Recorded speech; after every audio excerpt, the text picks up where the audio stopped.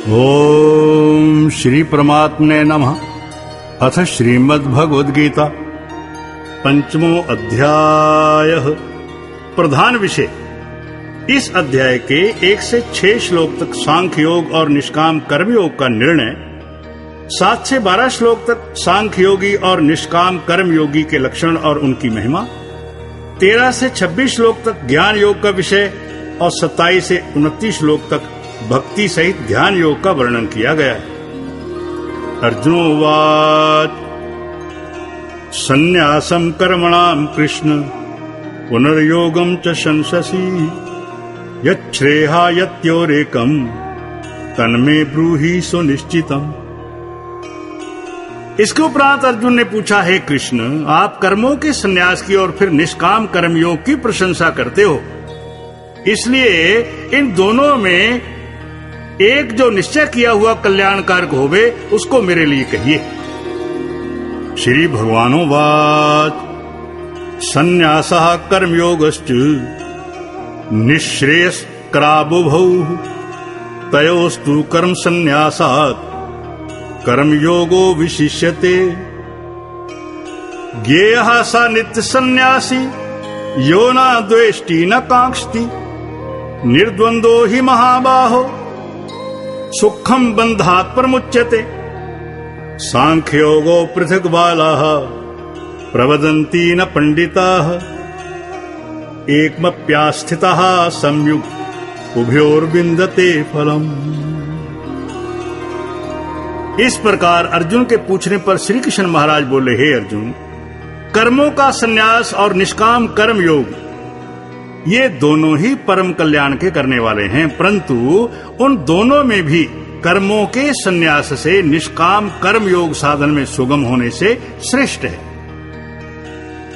इसलिए हे अर्जुन, जो पुरुष न किसी से द्वेष करता है न किसी की आकांक्षा करता है, वह निष्काम कर्म योगी सदा सन्यासी ही समझने योग्य है, क्योंकि राग द्वेष आदि द्वंद्वों से रहित हुआ पुरुष संपूर्ण संसार रूप बंधन से मुक्त हो जाता है।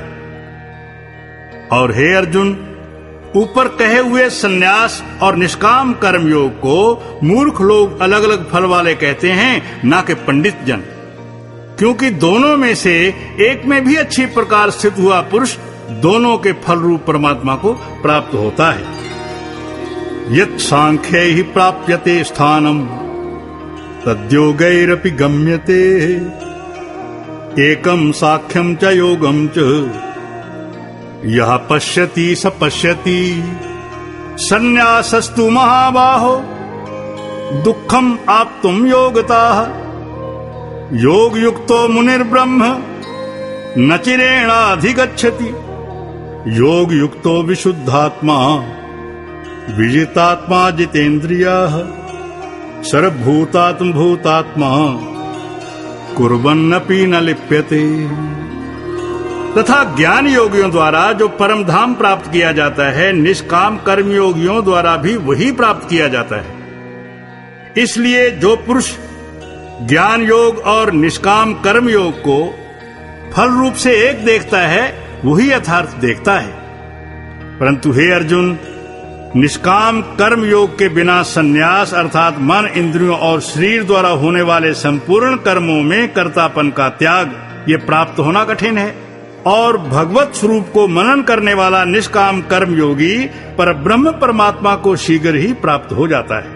तथा वश में किया हुआ है शरीर जिसके, ऐसा जितेंद्रिय और विशुद्ध अंतःकरण वाला एवं संपूर्ण प्राणियों के आत्मरूप परमात्मा में एक ही भाव हुआ निष्काम कर्म योगी कर्म करता हुआ भी लिपायमान नहीं होता है। नैव किंचित करोमीति युक्तो मन्येत तत्त्ववित् पश्यन् शृण्वन् सपृशन् जिघ्रन् अश्नन् गच्छन् स्वपन् शवन् प्रलपन् विसृजन् गृह्णन् उन्मिषन् निर्मिषन्नपि इंद्रियाणि इंद्रियार्थेषु वर्तन्ते ति धारयन्।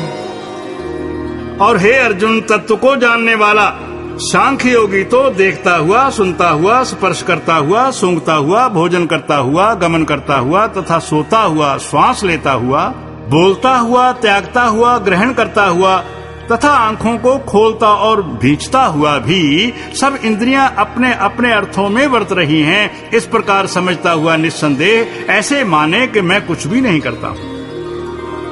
ब्रह्मण्याधाय कर्माणि संगम त्यक्त्वा करोति यः लिप्यते न स पापेन पदम पत्तर्विभाम्बसा कायेन मनसा बुद्ध्या केवलैरेन्द्रियैरपि योगिनः कर्म कुर्वन्ति संगम त्यक्त्वात्मशुद्धये युक्तः कर्म फलं त्यक्त्वा शान्तिमाप्नोति नैष्ठिकीम् अयुक्तः कामकारेण फले सक्तो निबध्यते। परंतु हे अर्जुन, देहाभिमानियों द्वारा यह साधन होना कठिन है और निष्काम कर्म योग द्वारा सुगम है, क्योंकि जो पुरुष सब कर्मों को परमात्मा में अर्पण करके और आसक्ति को त्याग कर कर्म करता है, वह पुरुष जल से कमल के पत्ते की सदृश पाप से लिपायमान नहीं होता है।